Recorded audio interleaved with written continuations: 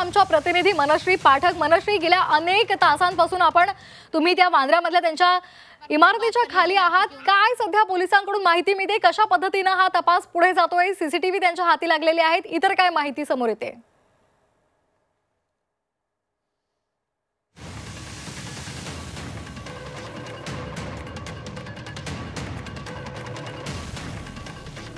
तर आपण पाहतोय वांद्र्यामधल्या सैफ अली खानच्या राहत्या घरी रात्री 2:30च्या सुमारास सैफ अली खानवर अज्ञात व्यक्तीने चाकूने हल्ला केलेला होता। एकूण 6 वार केलेले आहेत आणि त्यापैकी 2 वार हे अत्यंत गंभीर आहेत। मोठ्या जखमा त्याला झालेल्या आहेत आणि या संदर्भात वांद्र्यामधल्या सैफ अली खानच्या घराखालून आपल्याला अधिक माहिती देत आहेत आमच्या प्रतिनिधी मनश्री पाठक यांच्याकडून आपण ती अधिक माहिती जाणून घेणार आहोत। मनश्री, गेल्या अनेक तासांपासून आपण तिथे आहात, काय सध्या कशा पद्धतीने हा संपूर्ण प्रकरणाचा तपास पुढे जातोय?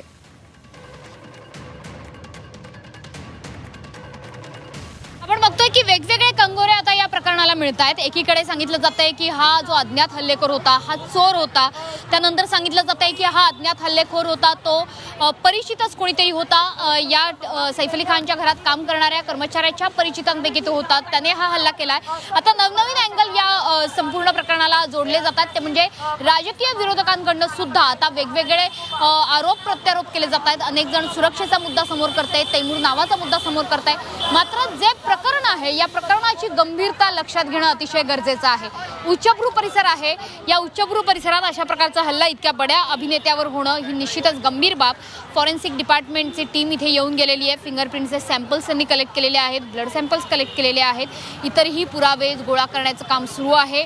सातत्याने चौकशी केली जाते। निश्चितपणे या प्रकरणात नेमकं घडलं काय याचं अधिकृत उत्तर अद्यापही पोलीस प्रशासन माध्यमांनी वारंवार विचारल्यानंतर सुद्धा अजिबातच द्यायला तयार नाहीयेत।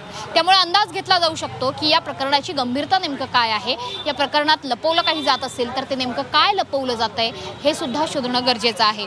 विशेषतः सैफ अली खान यांच्यावर जेव्हा हल्ला झाला तेव्हा त्यांचे कुटुंबीय कुठे होते, कुटुंबातले इतर त्यांची 2 लहान मुलं आहेत तैमूर आणि जेह, हे नेमके कुठे होते, त्या मुलांच्या सुरक्षिततेला काही धोका तर नव्हता ना, अशा प्रकारचे असंख्य प्रश्न उपस्थित होत आहेत। मात्र या प्रश्नांना अधिकृत उत्तर द्यायला पोलीस अद्यापही समोर आलेले नाहीयेत।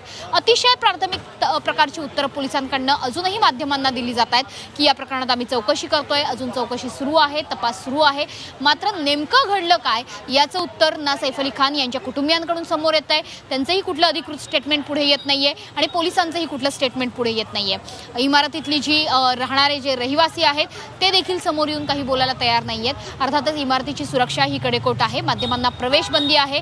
30 ते 40 कॅमेरे, सीसीटीव्ही कॅमेरे या इमारतीच्या आवारात लागलेले आहेत। मात्र या सीसीटीव्ही फुटेजमधून नेमकं समोर आलं काय याचं अधिकृत उत्तर अद्यापही मिळालेलं नाही।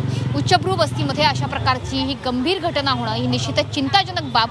सैफ अली खान यांच्यावरती लीलावती रुग्णालयात उपचार सुरू होते, हे उपचार आता पूर्ण झाले तसं म्हणायला हरकत नाही, कारण ऑपरेशन योग्य रीतीने पूर्ण झालेलं आहे, ते आता धोक्याबाहेर आहेत। त्याच्यामुळे आशा करू शकतो की सैफ अली खान यांच्या कुटुंबियांकडून लवकरात लवकर काही अधिकृत स्टेटमेंट जारी केलं जाईल।